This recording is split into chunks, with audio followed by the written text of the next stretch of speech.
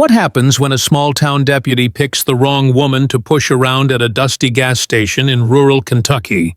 What he doesn't know is she's one of the most powerful national security officials in the country. In just 5 minutes, his world begins to unravel. If you're ready for a story that grips you and won't let go, like, share, and subscribe now. Trust us, you won't forget this one. It was supposed to be a quiet stop, just a tank of gas and a cold soda on a hot Kentucky afternoon. But 5 minutes later, the fuse of a national reckoning would be lit. The road into Millstone was the kind that didn't make the maps. A ribbon of cracked asphalt curling through farmland, overgrown ditches, and fields left to the sun. It was late summer.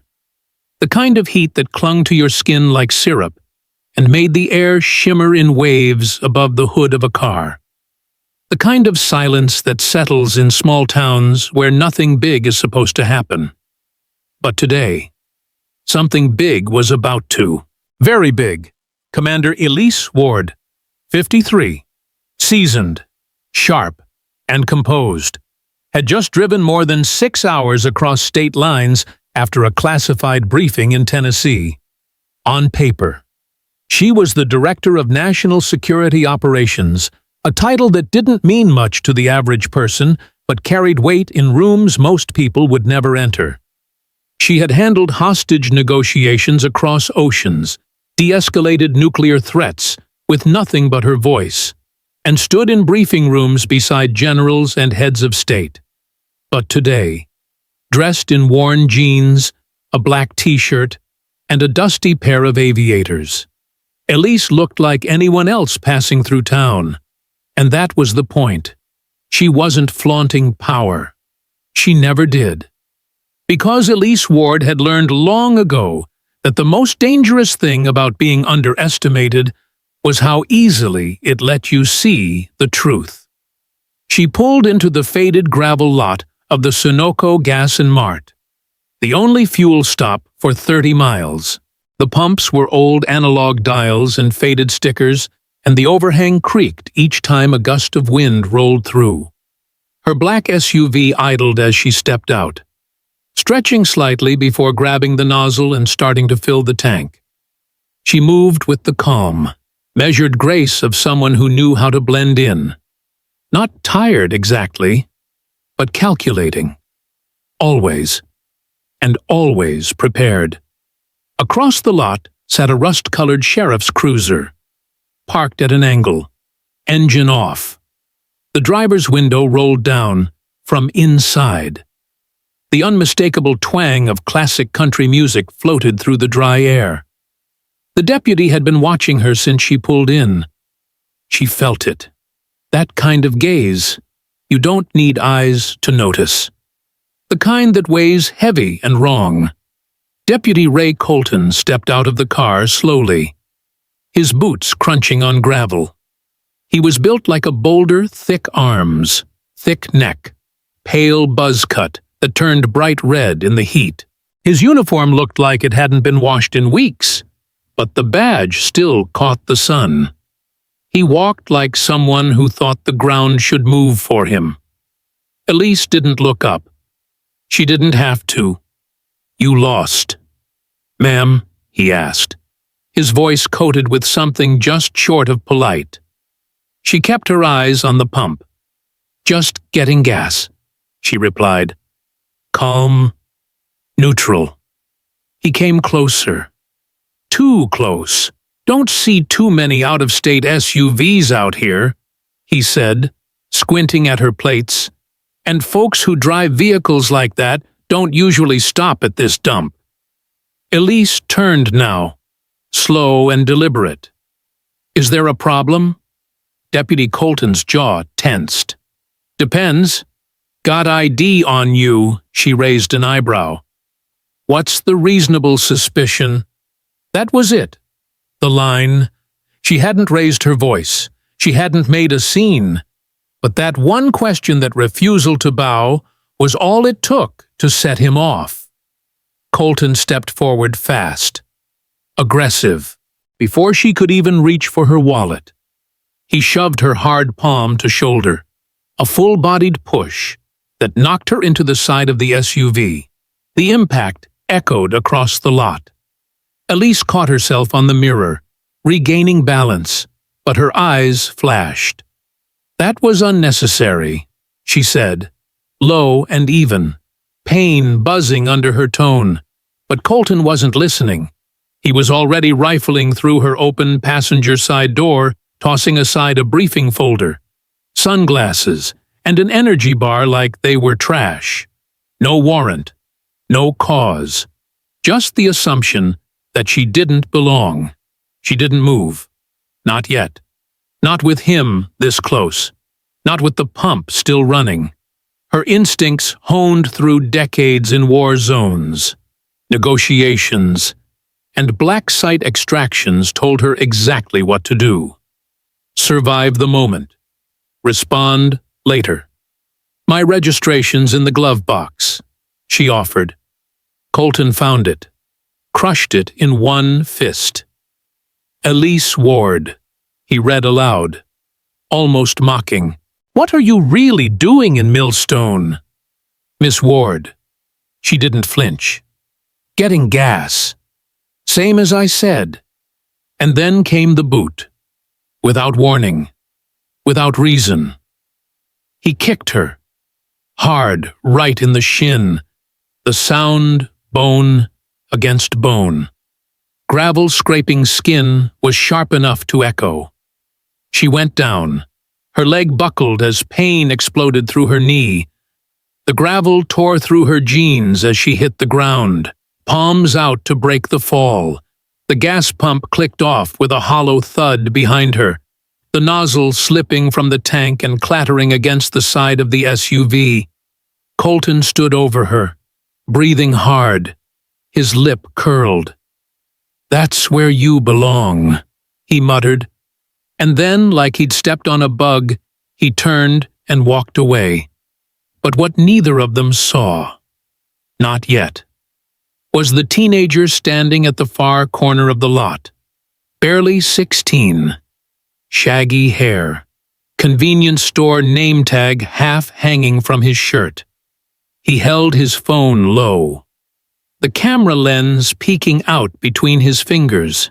His hands shook, but the footage was steady. He'd filmed the entire thing.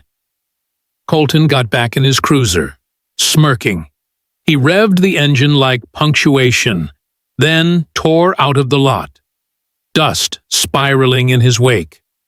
Elise lay there for a beat. The pain was bad. Her shin throbbed, and her knee was bleeding. But it wasn't the injury that shook her. It was the insult, the ease of it. The way he assumed she was nothing. Just another black woman in the wrong place. She reached for her phone. One glance at the caller ID, and her voice turned steel. "This is Ward," she said. A pause. Then, "We got a ping. Something happened in Millstone." Her reply was instant. "Deputy assaulted me. Civilian filmed it. I want Colton's full record, every complaint, every supervisor memo, every inch of dirt." Another pause, then a quiet. "On it." She ended the call, stood slowly, and turned to the teenager still watching from behind a crate of soda boxes. "Send that video to every outlet you can," she said, and then, limping back to the driver's seat, blood dripping into her sock. Elise Ward smiled, just slightly, because Deputy Colton had made the worst mistake of his career. He thought he'd assaulted a nobody. What he didn't know was that he'd just kicked the woman who runs national security for half the country. And now she was going to kick back, hard. The gas station grew quiet again. But it wasn't the same kind of quiet it had been 5 minutes earlier. This one hummed with a different kind of energy. Thick, humming, and on edge. The kind that settles just before lightning strikes. Elise Ward sat in the front seat of her black SUV. The door still open, her left leg burning where Deputy Ray Colton's boot had slammed into her shin. She breathed shallowly, keeping every movement slow, deliberate. Pain flared in her knee and along the skin of her palms where gravel had bitten deep. But her face remained composed. Not angry, not shaken, just alert. Because Elise Ward had learned long ago that after the hit comes the silence. And it's in the silence that you choose who you are. She reached into her jacket pocket and retrieved her phone, military grade.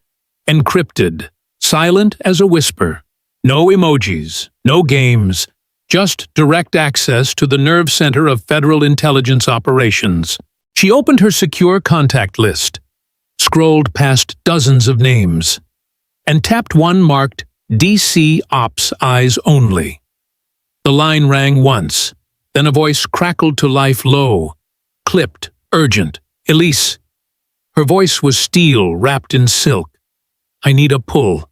Millstone, Kentucky, Benton County jurisdiction. I've just been assaulted by a local deputy white male, late 30s. Badge number 1037. He kicked me while I was down. Civilian recorded it. The line paused. Then came the familiar tone of someone who understood gravity. Understood. Deputy Colton, yes. We're already tracking the geofence ping from your badge, sending you encrypted access to his personnel file now. Anything else I want? Everything. Complaints, reports, any IA review that was buried. Start digging. Quietly. We're on it. Elise ended the call. One tap, and the connection vanished like mist. She stared out across the empty lot, watching dust settle where Colton's cruiser had sped away. Her hands were shaking now, not from fear, but from restraint. She hadn't shown him her badge. She hadn't said a word about who she was, not yet. Because Elise Ward wasn't just reacting, she was documenting, witnessing, measuring the sickness by how deep it ran. And now she had all she needed to begin cutting it out. She reached down and checked her knee. The denim was ripped open, skin torn, bleeding slow but steady. She retrieved a small first aid kit from the console and patched herself up methodically like field dressing in enemy territory. She'd done this kind of thing before, just not in her own country. Not in broad daylight, not at a gas station in the middle of Kentucky, as she worked. She noticed the teenager again, still standing near the crates by the station wall. His phone was down now, his face pale, stunned. You got it all? She asked. Steady. He nodded. Yes, ma'am. I didn't know what to do. My phone was already out. You did right, she said. Get it online. Everywhere. He swallowed, thumb already tapping the screen. Okay. Should I tag you or no names? She said. Anonymous. Let the footage speak first, within minutes. The video was uploaded. No filters, no edits. Just 32 seconds of raw footage. From the moment Colton stepped out of his cruiser to the brutal kick that dropped Elise like a sandbag. The audio caught the sneer in his voice. The words, "That's where you belong." The look in his eyes that said he'd done this before. By the time Elise turned her SUV back onto the road, the video had already been reposted by 3 local high school accounts, a few dozen shares. Nothing major. Yet. She drove in silence for 20 miles, letting the engine's hum soothe the tremor in her muscles. Every bump in the road sent fire up her leg, but she welcomed it. The pain reminded her that she was still standing, still moving, still in control. She didn't go home. Not yet. Instead, she pulled into a roadside diner a few towns over, a cracked neon sign blinking open all night above the entrance. Inside, it smelled like overcooked bacon and ancient coffee. She took the booth in the back corner, back to the wall, eyes on the door. A waitress approached, squinting at her limp and the blood-stained edge of her jeans. "You all right?" Elise nodded once. "Just coffee." "Black." The waitress poured without asking more. Elise opened her laptop, connected to a secure tether, and waited. Within 2 minutes. The files arrived courtesy of DC Ops. Deputy Raymond Colton, 6 years in uniform. 4 excessive force complaints, all closed with no action. 3 involved young black men between 18 and 25. 1 involved a pregnant Latina woman pulled over for a broken taillight. That case had quietly disappeared 2 years ago. Elise read every line with clinical detachment. The same names kept appearing. Sheriff Lenora Gates, Sergeant J.T. Moss, Head of Internal Affairs. Each complaint signed off with the same note: officer exonerated. No misconduct found. This wasn't incompetence. This was protocol. Outside the diner window, Elise's phone buzzed again twice. 2 new messages. 1 from Ops. 1 from an unknown number. She opened the Ops alert first. Alert: civilian video reaching viral thresholds. 200 shares in last 10 minutes. Being picked up by regional press. The second message was a link. A TikTok repost. Elise clicked. There it was, her body hitting the gravel. Colton walking away. No caption. No music. Just a title. This is still America. It had 76,000 views. In 15 minutes. She didn't blink. She simply took another sip of her coffee and opened a new document on her laptop. Subject: initial report. Millstone assault. Classification level 4 escalation event. Tags: civil rights violation. Abuse of authority. Systemic corruption. She wrote with purpose. Clear, sharp, damning. Names, times, weather conditions, footage, timestamps. It was the beginning of a case file, but more than that. It was the blueprint for what came next. She closed the laptop as the waitress returned with a check she hadn't asked for. Elise tipped well, limped back to her SUV, and stared out at the highway. The storm was coming.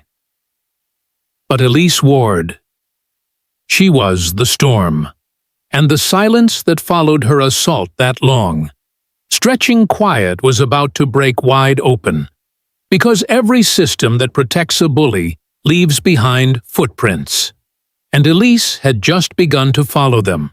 12 hours.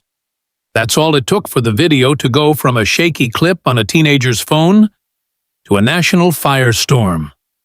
By the time the sun rose over Millstone, Kentucky, it had already been viewed over 3 million times, shared on TikTok, stitched into Instagram Reels, debated on Reddit, and captioned on Twitter with phrases like, "This is why we fight," and "She didn't back down." Most people still didn't know who the woman in the video was, but they knew what they saw. A black woman, calmly pumping gas, a white deputy shoving her, searching her car without cause. Then the kick. That sickening moment where power lost its mask.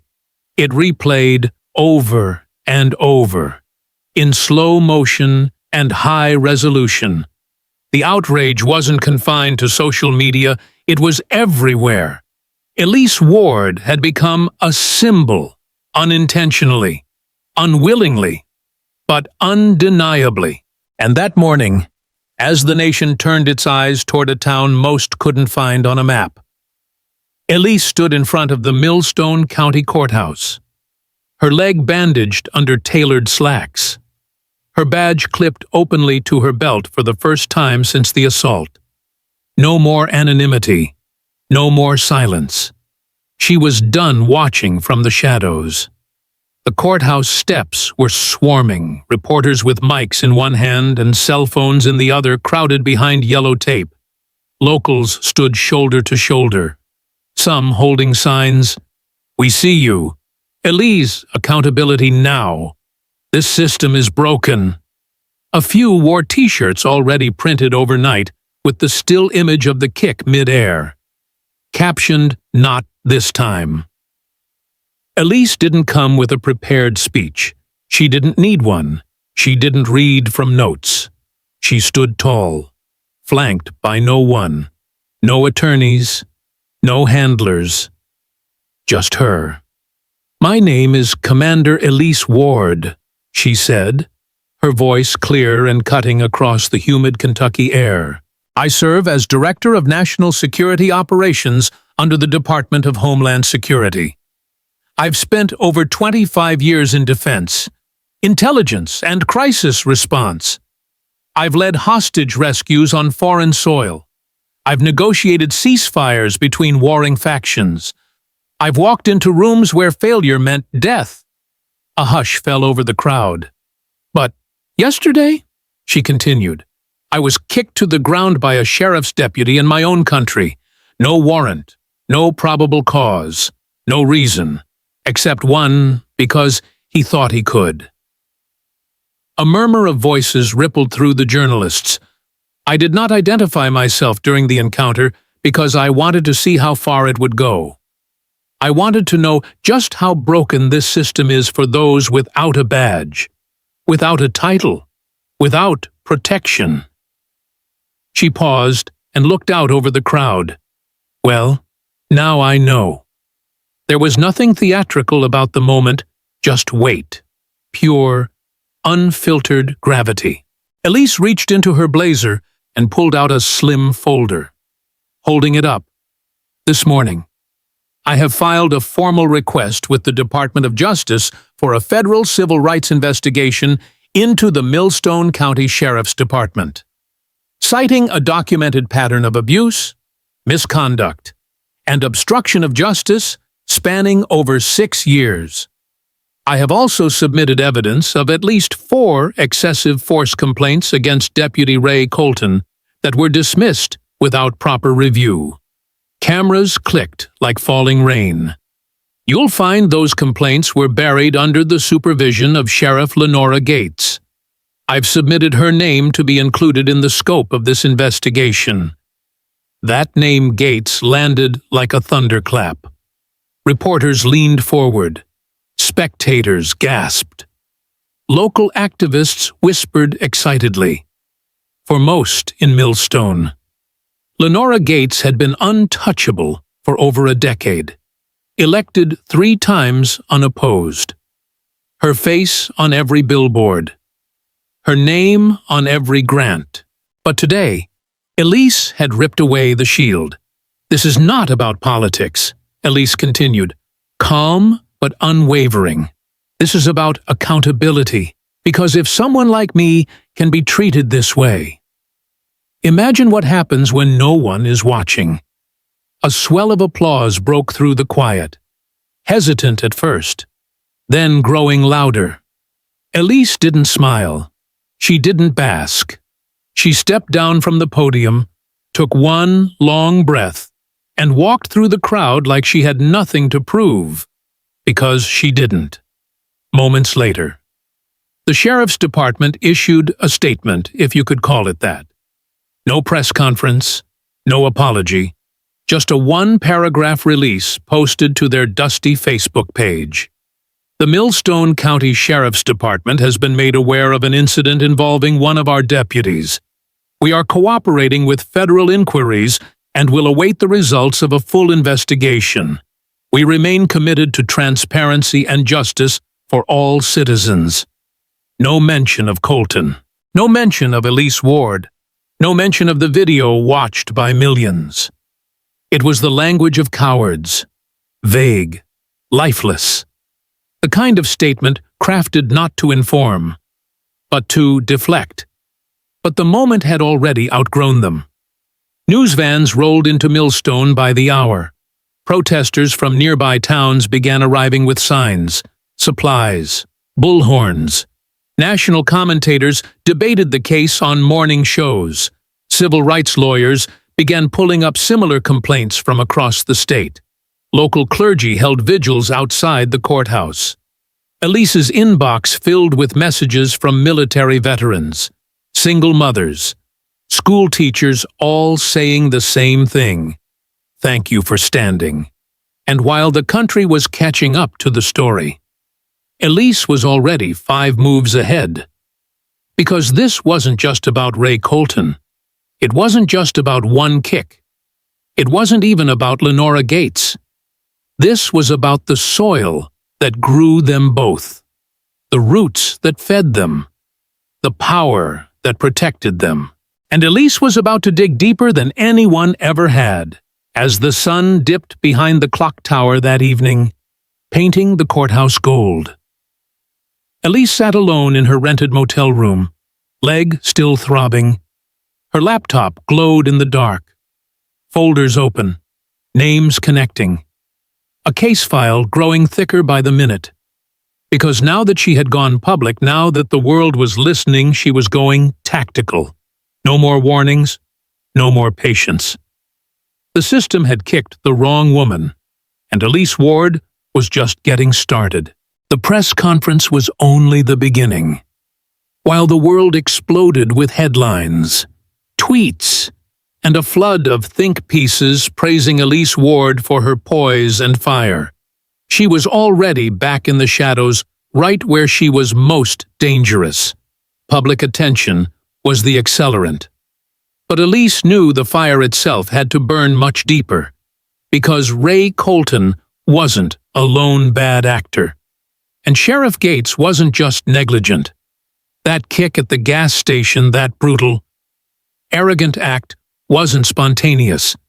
It was trained, tolerated, protected. And Elise was going to find out who had built the shield around him. By nightfall, Elise was already in contact with the one person she trusted most. On the inside, Theo Marlowe, director of FBI Forensic Intelligence and a former counterintelligence analyst who had saved her life once in Jakarta. That was 12 years ago. But trust like that didn't fade. It calcified. They connected on a secure line just past 11:00 p.m. Eastern. Elise was back in her motel room, knee still wrapped, laptop open, her wall covered in scribbled notes and printed files taped above the mini fridge. Theo, 3 states away in D.C., was sitting inside a low-lit conference room with digital boards glowing behind him. "What am I looking at?" he asked, scanning the first documents Elise had uploaded through encrypted drop. "Pattern behavior," Elise replied. "Every excessive force complaint filed in Millstone County over the last 6 years. 42 in total." Theo's brow furrowed. 42. That's more than L.A. County for the same time frame. "Exactly," Elise said. "And not one resulted in internal discipline." Theo leaned closer to the screen. "Give me access to the suppression files. I want to trace who's signing off."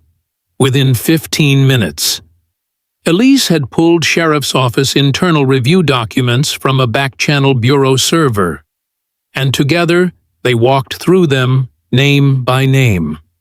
Deputy Ray Colton was just the tip.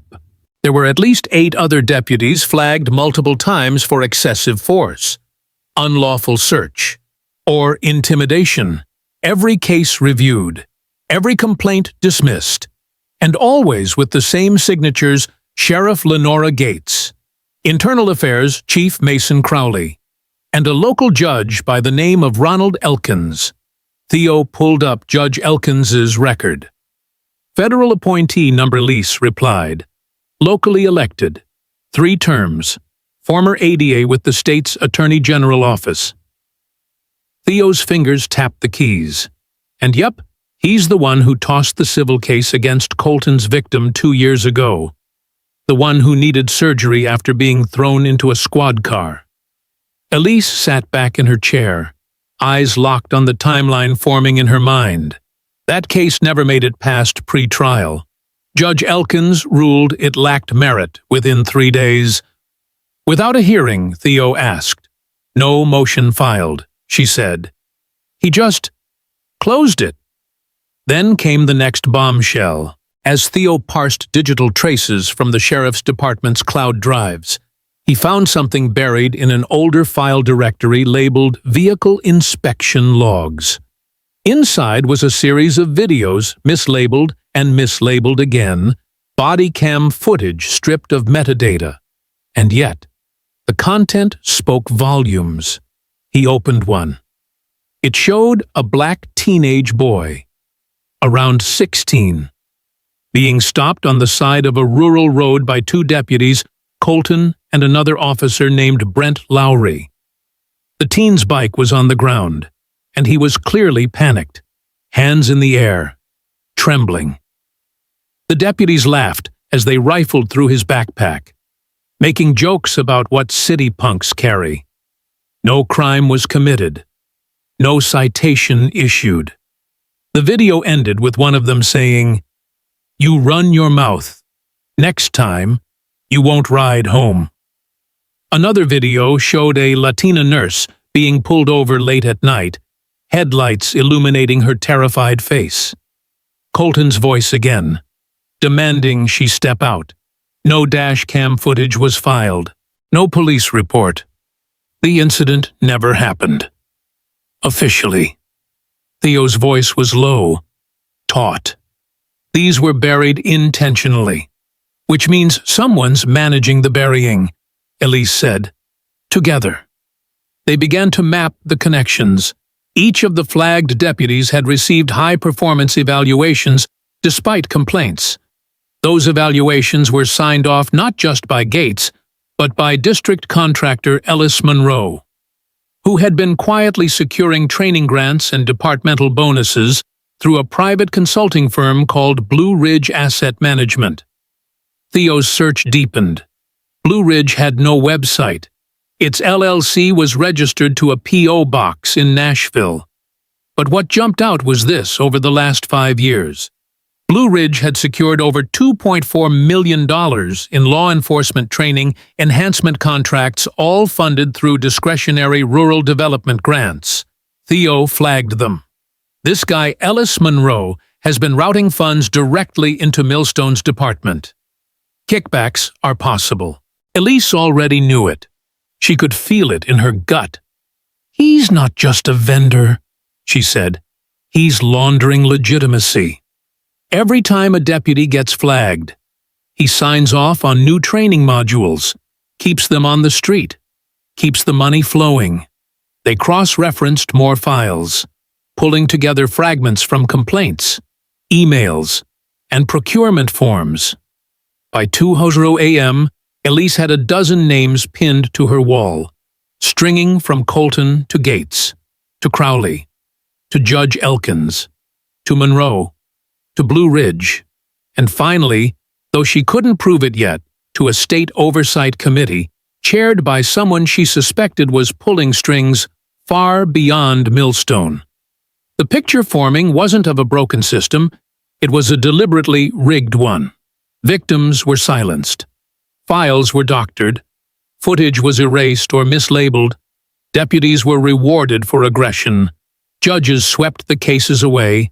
Contractors siphoned funds, masked as reform. Every cog moved because someone was paid. Someone was protected. Or someone was afraid. And Ray Colton. He was a tool, a blunt instrument sharpened by bureaucracy, wielded by those too careful to get their own hands dirty. Elise sat back from the wall, eyes scanning the map. "This isn't just a pattern," she murmured. "This is a network." Theo nodded slowly. "So, what's your next move?" She didn't hesitate. "We trace the money, we find the leak, and then we expose every last person keeping this machine alive. Because if this system wanted to kick her down and keep her silent, They had picked the wrong target. Elise Ward wasn't going away. She was going through them, one name at a time. By the time midnight draped its dark curtain over Millstone, Elise Ward had stitched together a map of corruption that spanned courtrooms, contractor offices, and the sheriff's department itself. Her motel room looked more like a war bunker than a place to rest printouts taped to the walls, red string zigzagging between names, folders spread across the bed like a battlefield playbook. She had been building this case like a tactician, brick by damning brick. But what she didn't know, what no one could have guessed, was that someone else had been watching, and they were ready to make a move. At 1:12 in the morning. She was on her third cup of motel coffee, leaning over her laptop, reviewing Theo's forensic audit of Blue Ridge Asset Management's financial ties to a mysterious pack, when a low rumble outside made her head snap up. It was faint, distant like thunder muffled behind heavy clouds. Then came the crack, the unmistakable sound of shattering glass followed by fire. Elise was at the window in 2 seconds. Her rental SUV, parked just feet from her door, was engulfed in flames. The fire leapt high into the air, orange and violent, reflecting in the motel's dusty windows like a scene out of a war zone. She threw the door open and stumbled outside. Heat slamming into her like a wave. Smoke clawed at her lungs, acrid and thick. And for a split second, all she could hear was the roar of the inferno and her own heartbeat. The SUV's windshield exploded, glass raining onto the pavement, and then she saw it. A scrap of cardboard, fluttering in the weak breeze, stuck under the windshield wiper of a nearby car. She approached slowly, eyes watering from smoke. The card was written in thick, angry black marker letters carved like a threat that had waited all night to speak, "Go back to D.C." No name, no signature, just a warning. Or so they thought. Elise stared at it, unmoving. She didn't tremble, didn't flinch. She memorized it. And then she slipped it into her coat pocket like a receipt from a war crime. Behind her, sirens howled in the distance. The local fire crew was finally waking up. But Elise wasn't waiting on them. She walked back inside, locked the door behind her, and dialed Theo. "They've escalated," she said, voice flat. Theo's tone changed instantly. "What happened? They firebombed my car. Left a note. You okay?" "I'm not injured," she said, "but I'm about to get very loud." At 2 a.m., Elise filed a formal federal intimidation complaint through the Department of Homeland Security, citing direct retaliation for an active federal inquiry into local law enforcement corruption. She named Deputy Ray Colton. She named Sheriff Lenora Gates. She named the judge. She even named the pack Theo had discovered. But that wasn't enough. Because intimidation thrives in silence, and Elise wasn't about to let the night win. So she turned on the camera. She sat at her desk, bruised legs still wrapped, smoke stains on her jacket, and hit record. In a 4-minute video, she spoke directly into the lens, not with outrage, but with precision. "Tonight, someone tried to scare me into silence. They failed. This isn't just a story about a corrupt deputy or a sheriff with friends in high places. It's about a system built to protect itself at any cost, including fire, including fear. But let me be clear, I will not be intimidated. I will not go back to D.C. I will go forward, through every name on my list." She didn't add dramatic music, didn't over-edit. She just posted it unfiltered onto her private encrypted channel and forwarded the link to a journalist she trusted in Atlanta. The kind who triple-verified every source and didn't blink when the threats started coming. By 7 a.m., the video was live. By 7:15, it had 250,000 views. By 8, it had reached over 1 million. And with it came the fury.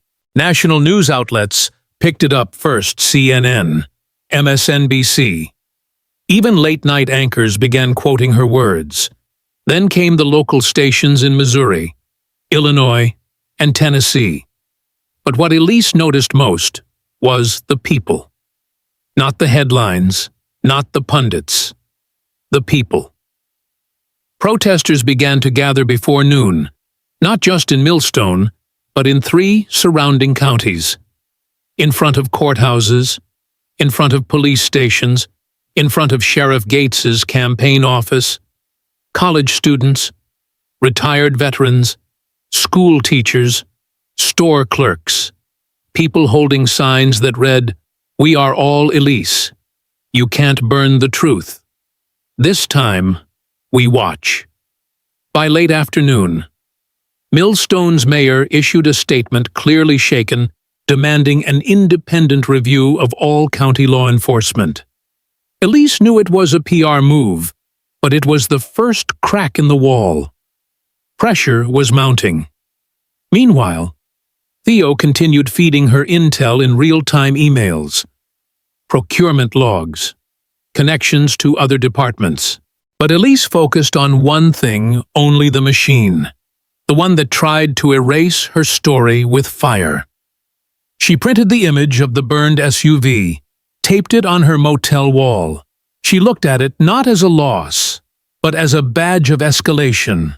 They had declared war in the dark, and now Elise would answer in the daylight.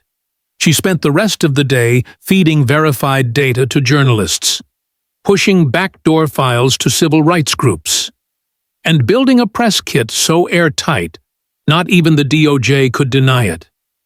Because when fire meets facts, only one survives. And Elise Ward had the matches and the evidence.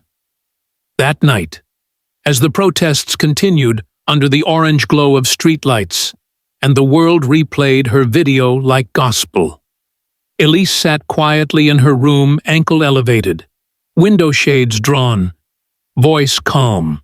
She wasn't tired, not yet, because the fire hadn't broken her. It had revealed her, and now the country knew Elise Ward wasn't just fighting back. She was leading the charge. The smoke hadn't even cleared from the firebombed SUV when the next crack appeared in the wall. And this time, it wasn't a protest sign or a trending hashtag. It came in the form of a slim, manila envelope slid beneath Elise Ward's motel door at dawn. No return address, no markings, just 3 words scrawled in pen on the back. "You need this." Elise opened it cautiously, her instincts razor-sharp after 2 decades of counterintelligence work. Inside was a single, photocopied memo dated 3 months earlier. Marked Internal Review, Do Not Distribute. It bore the letterhead of the Millstone County Sheriff's Department. She read it once, then again, slower.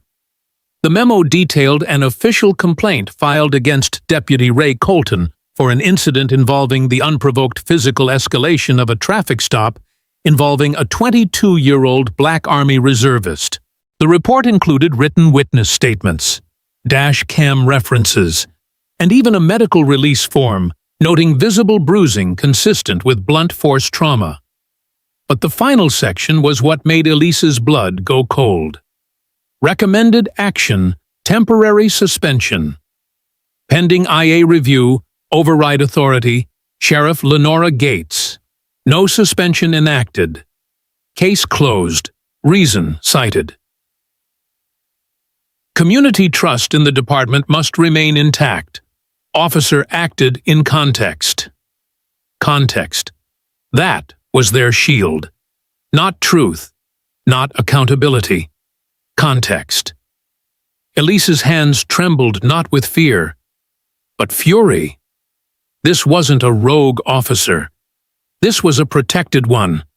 Ray Colton had been caught before documented, flagged, and Sheriff Gates had made sure nothing came of it. Her override wasn't just cowardice. It was complicity.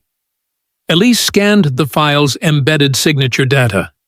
It matched every digital form signed by Gates over the last 2 years. The handwriting, the timestamp, even the device ID, it was all real. This wasn't hearsay. This was evidence. Evidence of cover-up. Evidence of corruption. Evidence of intent. She called Theo immediately. "We've got our smoking gun," she said, voice tight. Gates shielded Colton knowingly. The firebomb was just the beginning. "This goes higher." Theo was already typing. How high Elise didn't blink. State level. For the past 24 hours. She'd been circling a name that kept popping up quietly, subtly on every major funding document tied to Millstone law enforcement. One name signed the approval on rural development grants, equipment contracts, and emergency training stipends, Senator Gerald Maddox. She pulled his file. 62 years old, former prosecutor, known for his law and order speeches and clean-cut, camera-ready charm. Maddox had made a name for himself over the last decade lobbying for rural policing autonomy. A benign phrase that sounded harmless until you saw what it really meant: near total immunity for small-town law enforcement. Fewer audits, looser use of force oversight, lax reporting requirements. It was Maddox who championed the bill, allowing departments like Millstone's to opt out of body cam mandates, citing logistical strain and budget limitations. It was a lie wrapped in red tape, and it worked. Elise dug deeper. She tracked his campaign donations, earmarked contracts, and found the connection she feared. Blue Ridge Asset Management, the shadowy contractor supplying Millstone with training modules, was also a donor to Maddox's re-election campaign, listed discreetly under a shell LLC called Civic Access Holdings. But the addresses matched. The tax IDs lined up, and buried inside a quarterly finance report was the name Ellis Monroe, the same district contractor Elise and Theo had already flagged as a central figure in the funding loop. It clicked. Sheriff Gates didn't just protect Colton, she protected her seat, and Maddox protected her office, because when she stayed in power, the money kept flowing. And it wasn't just money. It was silence, control, an empire built on fear and paperwork.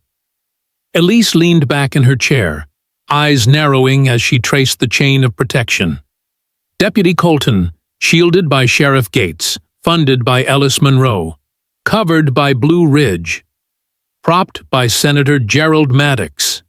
Every time someone got hurt, someone else got paid. Theo's voice came through the line, low and urgent. "You were right. Maddox chairs the State Law Enforcement Funding Oversight Committee.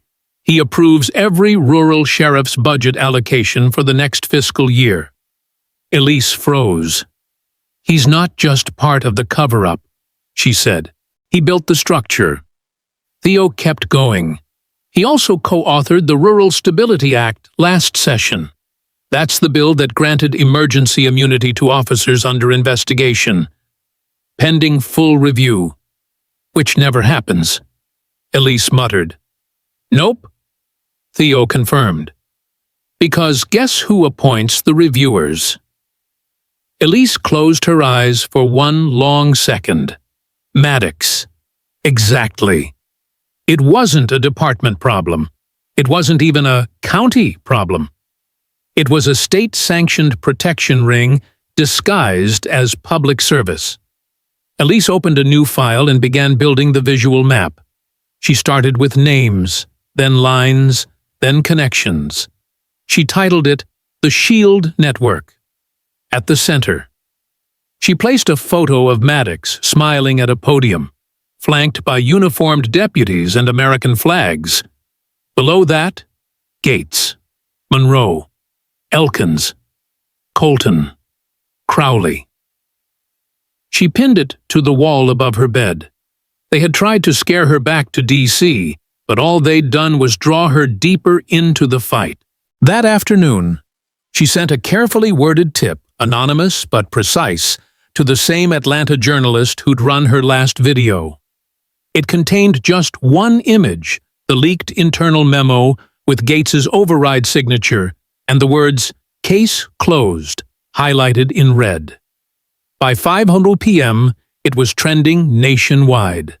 By 6:00, a crowd had gathered outside the Millstone County Sheriff's Office, chanting, "Who signed off, who gets paid," by 7:00. Sheriff Gates released a statement calling the memo unauthorized and potentially falsified. But no one believed her, because the internet had receipts now, and Elise Ward had something stronger than a badge or a title. She had the truth and the will to use it. Gerald Maddox might have built the shield, but Elise was about to crack it wide open. The deeper Elise Ward and Theo Marlowe dug, the more dangerous the air around them became. But danger wasn't new to Elise. She'd walked through war zones with classified intel tucked inside her coat. She'd held her breath in diplomatic rooms where the wrong sentence could trigger an international crisis. And yet, what chilled her now wasn't a foreign enemy. It was how calmly and methodically corruption operated inside her own country. Sheriff Gates was the local face of the machine, but it was Senator Gerald Maddox who'd built the gears. And if they wanted to break the system, they needed more than documents. They needed a moment, a takedown, live and undeniable. So, they built a trap with precision and patience. The plan began with a leak, not a real one, a controlled one. Theo composed a false intelligence memo suggesting that Elise would be delivering sealed evidence to a DOJ task force inside a satellite courthouse just outside Millstone. The building, long defunct, had been used only once in the past 5 years for overflow storage. They made sure the memo was real enough, formatted properly, stamped with a time-sensitive security code, and floated through 2 of the anonymous back channels they knew the sheriff's crew monitored. Within 12 hours, chatter popped up on encrypted message boards someone was coming for the evidence. Theo traced IPs and burner pings and confirmed they were biting. Elise nodded. Then let's set the stage. She chose the old Crenshaw courthouse, 3 stories of dust and history, surrounded by dying trees and silence. No power, no security system. The perfect place for something to happen, or appear to. Inside, she and Theo set up 4 hidden cameras, 2 in the hallway, 1 behind the judge's bench, and another angled to catch anyone entering the back door. Small, motion-triggered, and wirelessly linked to a federal team on standby just 10 minutes out. The evidence she would be delivering was a decoy, a black leather laptop bag filled with blank hard drives, burner phones, and a dummy folder labeled Operations Brief Millstone Network. Real enough to sell. Fake enough not to risk anything. Elise arrived at 4:47 p.m., dressed in tactical gray. Her real badge clipped just beneath her jacket. She limped slightly, her legs still healing from the firebomb attack. She set the decoy bag on the judge's desk, then stepped into the shadows behind the bench. Eyes trained on the door. Heart steady as a drum beat. Across the street, Theo waited in an unmarked van. Headphones on, eyes locked on the live feeds. 2 other federal agents sat beside him, body armor ready, earpieces live. At 5:13, movement. A dark SUV rolled into view. Then another. 3 men stepped out, one in plain clothes with a radio clipped to his hip. Another holding what looked like bolt cutters. Elise recognized the third instantly, Deputy Brent Lowry, one of the men from the body cam footage Theo had recovered last week. They didn't knock. They kicked the side door in. Theo whispered into the comm, "Confirmed breach. Showtime. Inside." Elise didn't move. She waited. The men moved quickly, as if they'd done this before, flashlights sweeping the corners. Footsteps loud against marble tile. They reached the courtroom in under a minute, finding the leather bag exactly where it was meant to be. "What did I tell you?" Lowry muttered. "She brought the whole damn case." The second man opened the folder. "It's real. She's trying to bury us." He didn't see Elise step out from the shadows behind the bench. "You think this is going to scare me?" she asked calmly. All 3 men froze. Elise's voice was low, clear. "You brought the fight to my door. Now you're going to answer for it." Outside, Theo spoke into his mic. "Go." The front doors burst open. 2 federal agents stormed in, weapons drawn, vests marked FBI in bold white letters. "Federal agents, hands where we can see them." The intruders were cuffed in less than 90 seconds. Lowry tried to protest, sputtering nonsense about miscommunication, but Elise had already pressed record again, her own footage rolling now. She stepped up, looking Lowry dead in the eyes. "You didn't come here to ask questions," she said. "You came here to destroy evidence. You came because your boss knows the walls are closing in." He didn't answer. He didn't have to. The footage spoke louder than words ever could. Within an hour, the video was uploaded, 32 seconds of grainy but unmistakable proof. 3 men breaking into a federal courthouse, rifling through a bag labeled as DOJ evidence, only to be caught by agents in real time. And standing at the center of it all, calm and unshaken, Elise Ward. The reaction was immediate. Major outlets interrupted broadcasts to run the footage. Talk show hosts replayed the takedown with commentary. Civil rights attorneys called for immediate resignations. State lawmakers, some of them longtime allies of Maddox, distanced themselves with statements like disturbing breach of protocol and unacceptable intimidation tactics. By 7:30 that evening, resign. Gates was trending nationwide. By 9, a coalition of 11 state representatives submitted a formal petition demanding Sheriff Gates be removed pending investigation. By 10 o'clock, a crowd had gathered outside the sheriff's department, holding signs, banging drums, demanding answers. Some wore shirts with Elise's face beside the words, "Truth doesn't knock, it walks in." Sheriff Gates, cornered and exposed, issued a late-night press statement that sounded more like panic than leadership. "We are aware of the incident involving several off-duty officers at a federal property. We do not condone unlawful entry or tampering with federal assets. A full review is underway." But the public had already made up its mind. They weren't buying it. This wasn't about a few bad deputies anymore. This was about a sheriff's department orchestrating break-ins to destroy evidence. It was about cover-ups enforced through fear.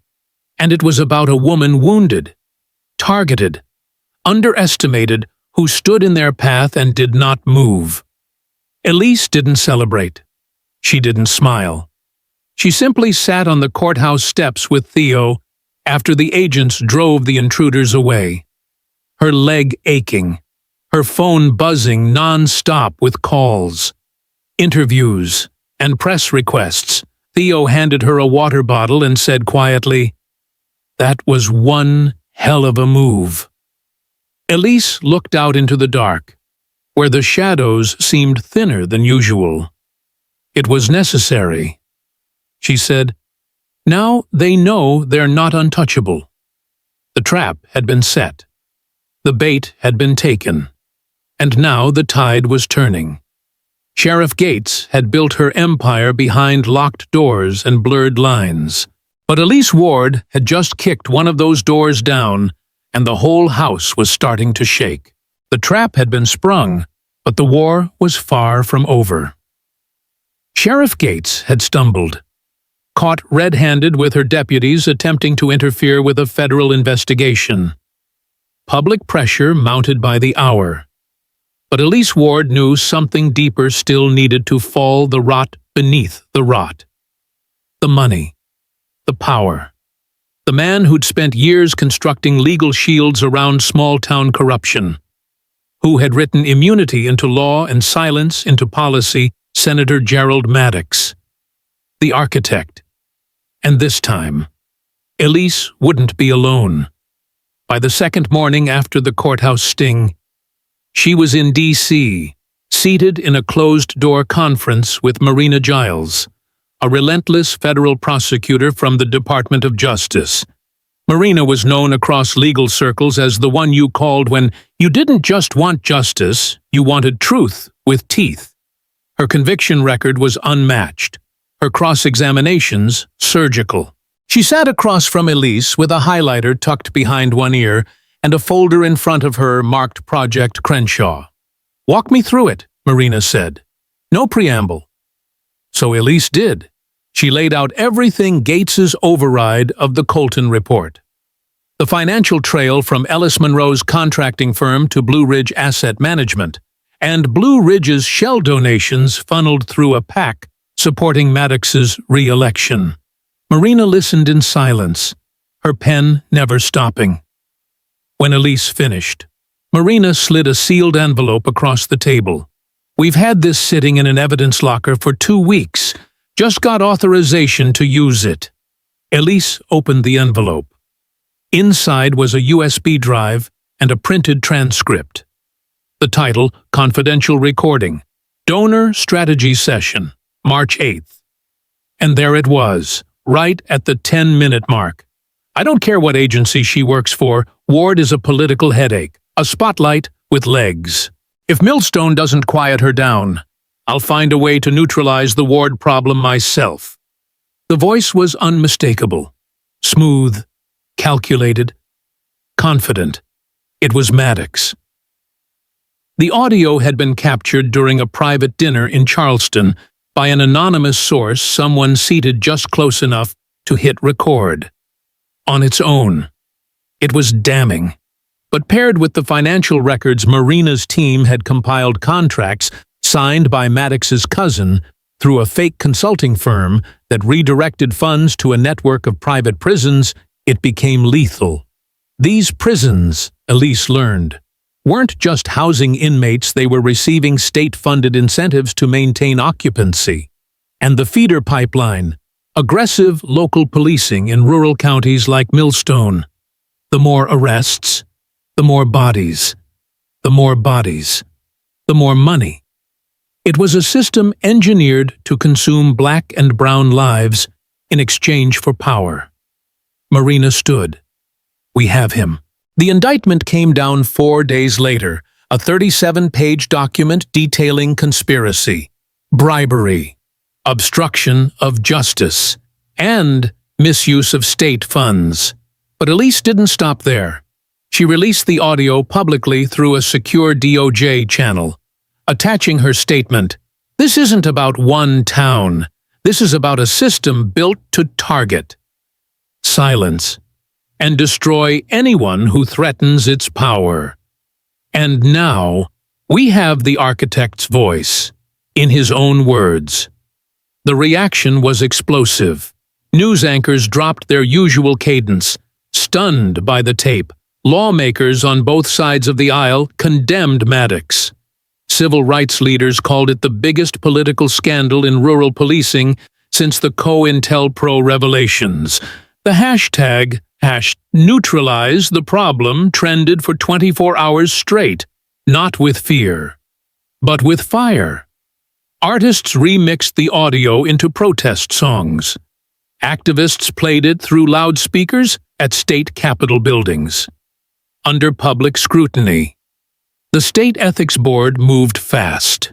Senator Gerald Maddox was arrested outside his estate in Lexington, escorted by federal marshals, his face hidden beneath a Navy cap as cameras flashed.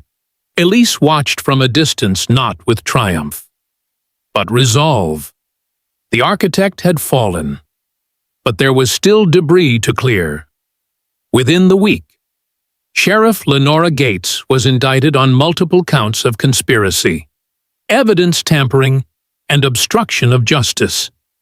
Her mugshot was released to the public, a sharp contrast from her campaign billboards that once dotted Millstone's highways.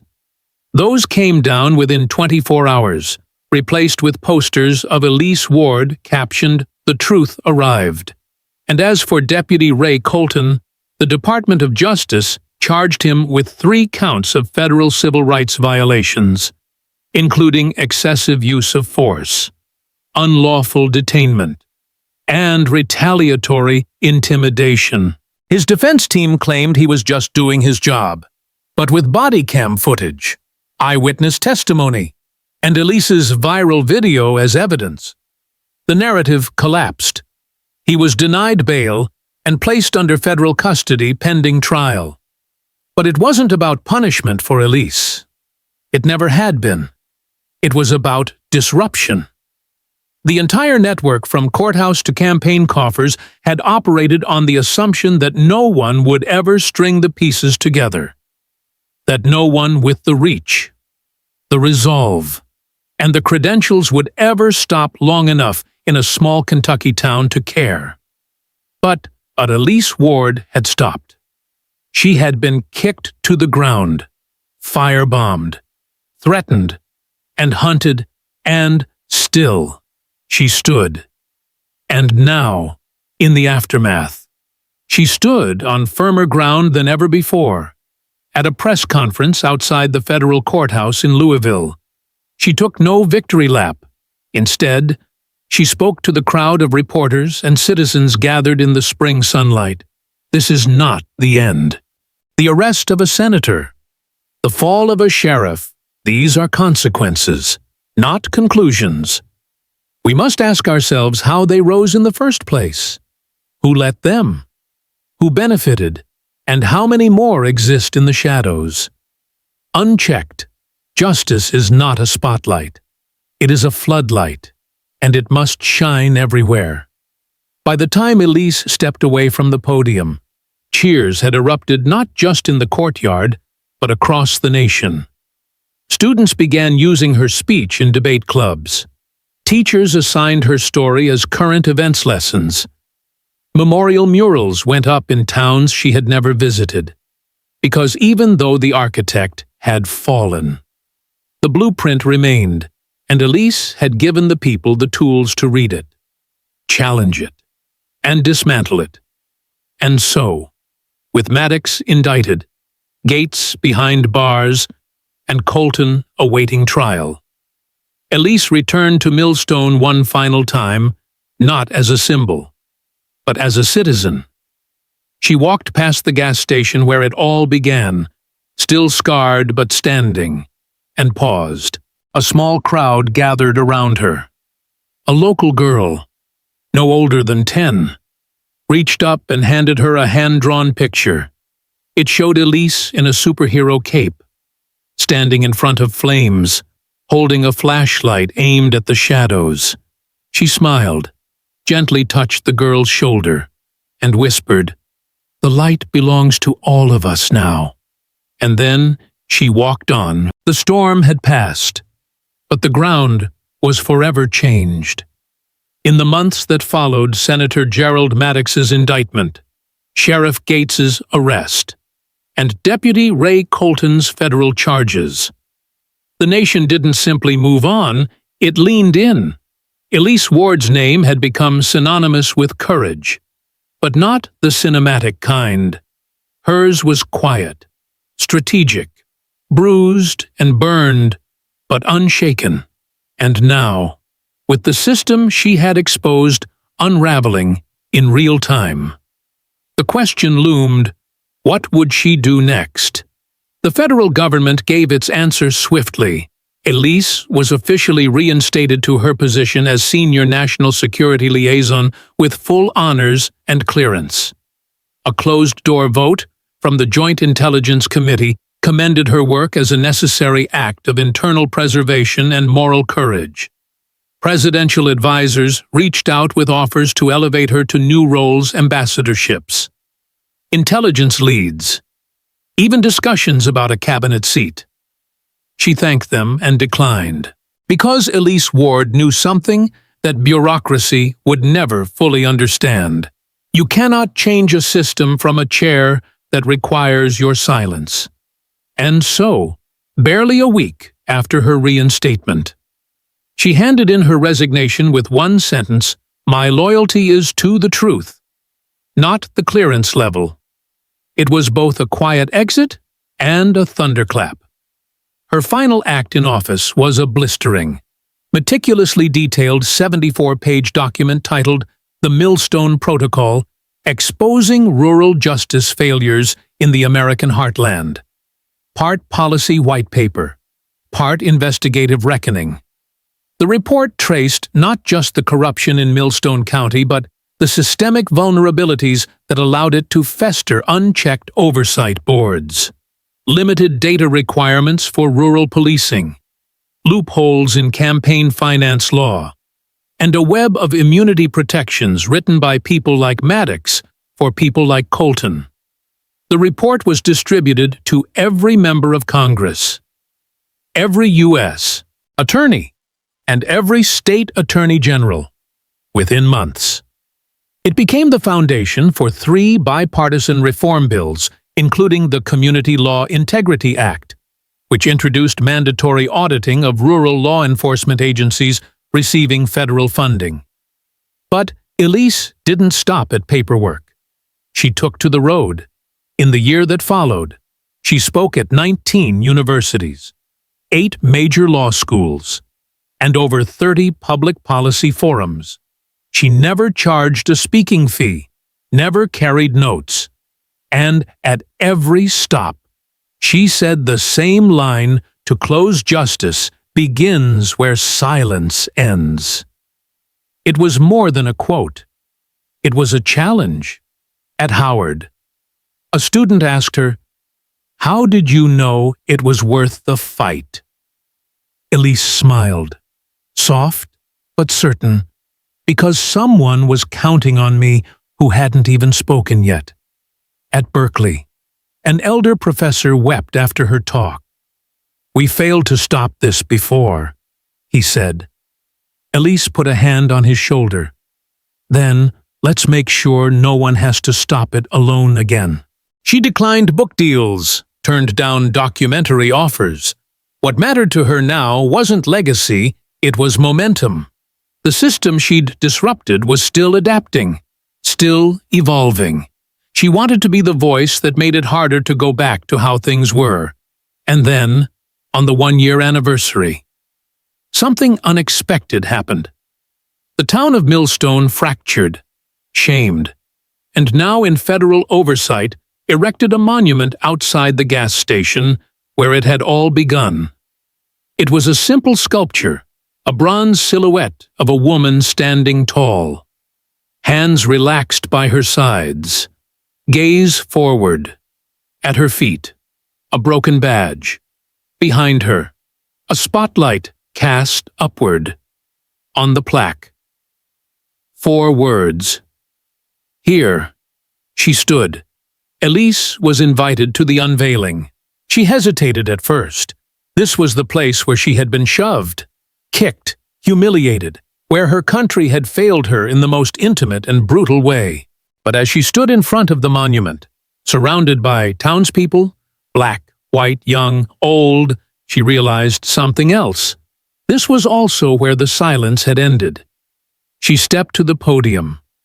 "I didn't come here for statues," she said. I came here because justice is not about headlines or handcuffs. It's about who we become after the harm is exposed." She paused. "I didn't bring the light. I just refused to walk away from the dark." People cried. Others stood in silence. A few clapped. No one left unchanged. And still, Elise Ward moved forward. She helped train state investigators in identifying early warning signs of networked corruption. She mentored 2 survivors of rural police misconduct who'd gone on to study law.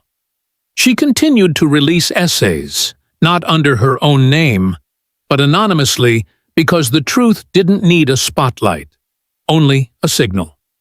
And perhaps most powerful of all, she returned quietly, without press, to the same gas station on her own terms. No cameras, no crowd, just her. She parked her car, walked to the pump, and stood beside the place where the gravel had once bitten into her ribs. She closed her eyes, exhaled deeply, and touched the metal of the new plaque beside the pump. From this ground, a nation listened. She didn't need to stay long. Justice had already arrived. She left not as a victim, not even as a hero, but as a reminder that sometimes it only takes one woman standing still for the truth to finally move. And in that stillness, across county lines and courtroom walls and broken systems wrapped in red, white, and blue, the legacy of Elise Ward endured. It wasn't carved in marble. It was written in every voice that rose after hers. What happened in Millstone wasn't just about one corrupt deputy or a crooked sheriff. It wasn't even just about a senator with dirty money and dangerous influence. It was a mirror held up to America's face. And in that reflection, we saw a system that too often values silence over truth, protection over accountability, and comfort over justice. But we also saw something else: the power of one person who refuses to back down. Commander Elise Ward stood her ground at a dusty gas station, not with weapons or headlines, but with clarity, courage, and conviction. Her story teaches every American this: you don't need a badge or a title to demand justice. You only need to speak when it matters most. Whether you live in a big city or a one-stoplight town, your voice, your vote, your vigilance matters. If a woman in her 50s could bring down a decades-old network of abuse using truth, strategy, and grit, imagine what millions of us could do together. Don't wait for permission to get involved. Ask the hard questions at City Hall. Demand transparency from local law enforcement. Mentor the next generation of watchdogs. Share stories that matter. Speak up when you see something wrong. Because justice doesn't start in the courtroom, it starts in the community. It starts with you. If this story moved you, if it opened your eyes or lit a fire in your chest, then do something about it. Like this video. Share it with friends and family. And don't forget to subscribe to our channel so you never miss another story that challenges the system and reminds us of who we really are. We're building a community of truth-tellers, reformers, and everyday Americans who believe in accountability. No matter the zip code, your voice is needed. Your courage is welcome. Let's keep the floodlight on. Let's make sure the next time someone like Elise Ward stands up, they don't have to stand alone. Subscribe today. Speak out tonight. And remember, justice begins where silence ends.